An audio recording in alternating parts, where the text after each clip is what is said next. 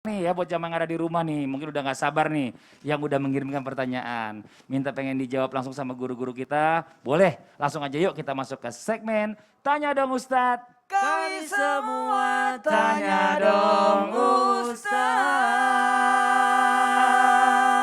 Masya Allah, tabarakallah, makasih banyak kepada semua jamaah yang sudah bergabung di Islam Tindak dengan terlibat langsung ya. Terlibat langsung Dengan Ustadz. cara menggabung Mengirimkan- dengan mengirimkan pertanyaan. Oh iya, Ini kan banyak nih. pastinya. Jadi setelah ngirimin pertanyaan pasti mantengin jawabannya Oh, Ustadz. iya. Dan insya Allah sudah masuk 2 pertanyaan. Banyak pertanyaan masuk, tapi Banyak insya pertanyaan. Allah kita memilih 2 pertanyaan yang mudah-mudahan aku bisa juga lihat ya. mewakili pertanyaan yang lainnya. Iya.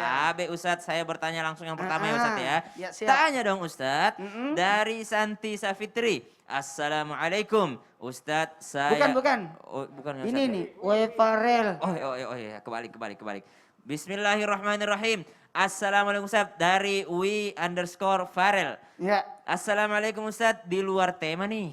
Saya mau bertanya, apakah hukumnya kalau kita menyediakan makanan yang dikhususkan untuk orang yang sudah meninggal? Wah, karena saya melihat setiap tahun menjelang Ramadan ataupun ada hajatan besar mertua saya selalu melaksanakannya. Ya. Semacam sesajen gitulah. Mohon penjelasannya, terima kasih. Bismillahirrahmanirrahim. Allahumma shalli ala sayyidina Muhammad wa ala sayyidina Muhammad. Kembali kami ingatkan menyediakan makanan untuk khusus pahala untuk orang yang sudah meninggal. Sekali lagi catatannya, pahalanya bukan makanannya dibiarkan mubazir tidak disentuh-sentuh. Itu yang salah, jadi sesajen jatuhnya.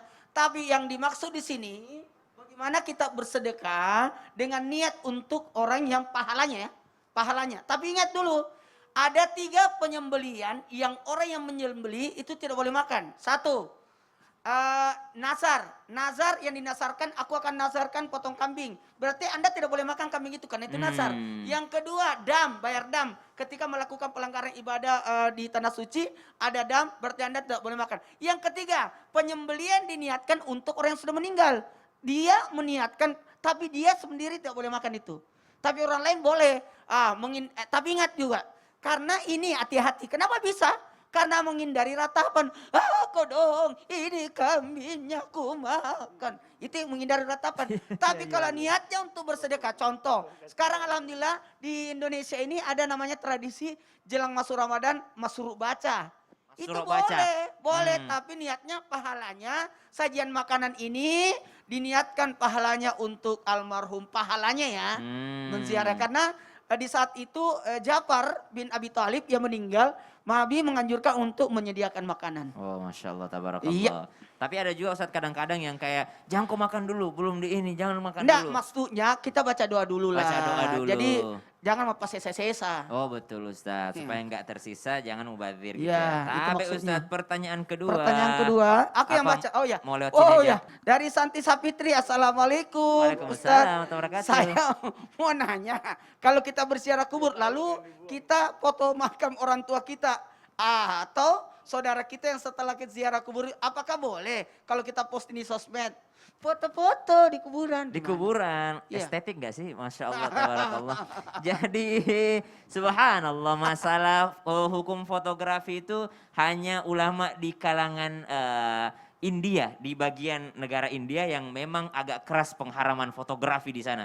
Kenapa? Di sana itu setiap gambar biasanya pada umumnya dijadiin, dibawa-bawa kemana-mana lalu disembah gambar tersebut. Maka ulama India banyak yang mengharamkan fotografi. Namun ulama dunia, jumhur ulama itu membolehkan fotografi karena itu tidak seperti melukis. Kalau hukum melukis beda lagi nanti. Jadi fotografi, memfoto kuburan kalau bukan untuk disembah, kalau bukan untuk diapa-apain, hanya untuk sekedar mengingat kematian, insya Allah adalah hukumnya baik atau mustahab. Kalau misalnya fotoin kuburan orang tuanya dijadiin screen namanya wallpaper di handphonenya, bagus supaya tidak pernah mengingat, tidak pernah lupa kepada orang tuanya atau tidak pernah lupa akan kematian. Jadikan layar handphonenya, daripada menjadikan layar handphonenya yang nggak jelas, lebih baik menjadikannya kuburan. Oh, setiap buka handphone ingat mati, setiap buka handphone ingat orang tuanya, setiap buka handphone Ini Ustaz, apa ini Ustaz? Aku lihat, oh, bukan kuburan ya. Bukan kuburan Ustaz, nggak berani. Jadi boleh-boleh saja, namun jangan sampai karena seneng memposting video foto atau video kuburan orang tuanya di handphonenya atau di sosial media, dia menghias secara berlebihan. Nah, menghias secara berlebihan itu yang tidak boleh atau makruh hukumnya ketika kita menghias berlebihan kuburan sehingga menjadi tempat penyembahan atau kesyirikan. Naudzubillah min dzalik.